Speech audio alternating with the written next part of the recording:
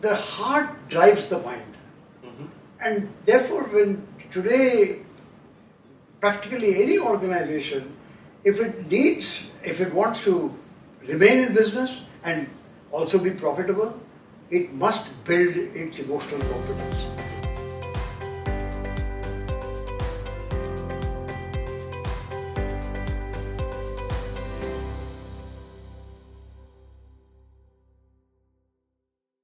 All right, Sam. So let's switch some gears and let's move on to another topic which is very close to my heart, and it's being spoken so much in the current scenario, the COVID scenario, is about emotional quotient or emotional intelligence. That your EQ levels have to be high, or your overall emotional intelligence levels have to be high.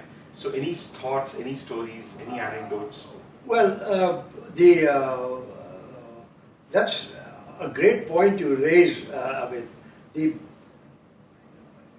In a world driven by knowledge, where 8 out of 10 workers are knowledge workers, and the success of your company or the organization is more dependent upon the kind of knowledge that you bring and the way in which you are able to manage information.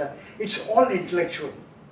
And the mind, like it or not, is really a servant to the heart. Mm-hmm. The heart drives the mind. Mm-hmm.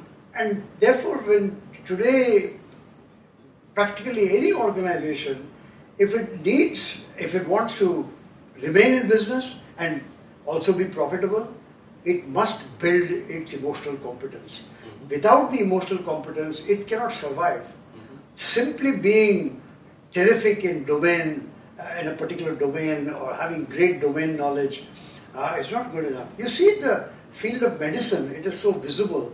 There are great doctors, but many of those great doctors think they are God. Mm-hmm. And in the process forget to be able to speak nicely or speak thoughtfully, speak with compassion to the patient or the patient's family. And this is alienating customers. So whether you're a hospital, or you're in the airline business, or no matter where you are dealing with the heart. Yeah. And because you're dealing, this heart drives the head. There's a famous saying, it says the emotional mind has to say yes to give access to the rational mind. Mm-hmm. So you have to hit the emotional mind. And that's where, all the teachings of Dan Goleman come into play when he talks about self-awareness, talks about, self-regulation, Right. empathy, Right. and social awareness and social skills. Right. This is what he means, to be able to. Also, organizations are becoming multi-diverse.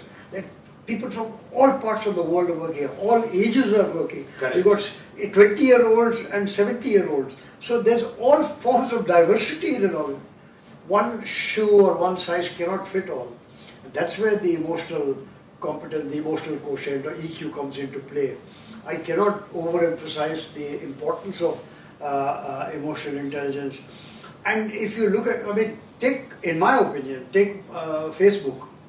It's a classic example of a company that is very low at the top, with people like Zuckerberg, Sheryl Sandberg, where I feel, in spite of the book that she wrote, Sheryl Sandberg and Zuckerberg have not done well by their customers, and I don't think they've done well by their employees as well. Somewhere there's an emotional disconnect. The emotional connection is not there. And the emotional quotient, unfortunately, at least as depicted in the organization, is much lower than what it should be. So you have situations like that. Any leader that you look up to who has demonstrated very high on emotional intelligence? Well, needless to say, there are some really, really great leaders. One of the greatest leaders we have is from India, Narayana Murthy. His approach to human beings, you're an ex-Infosys person, you know very well Murthy's ability to connect with people, to understand. He made millionaires out of so many people at Infosys. one of the reasons was because he was connected to them and he really felt that, he should not reach the finish line all alone. If you go further back in history, it is people like Mr. J.N. Tata. If you go currently, look at Starbucks. Look at Howard Schultz. I mean, okay, Howard doesn't run Starbucks, but there are few people who can match the emotional competence of Howard Schultz. These are Sundar Pichai in Google. I mean, he's so emotionally competent, he's so emotionally able that people swear by him. Not only people who work in Google, the vendors at Google, the customers at Google, all of them look up to Sundar. So there are many, many examples you can find where they go above and beyond what is expected of a leader in terms of emotional competence. So Sam, talk about some member leaders as well.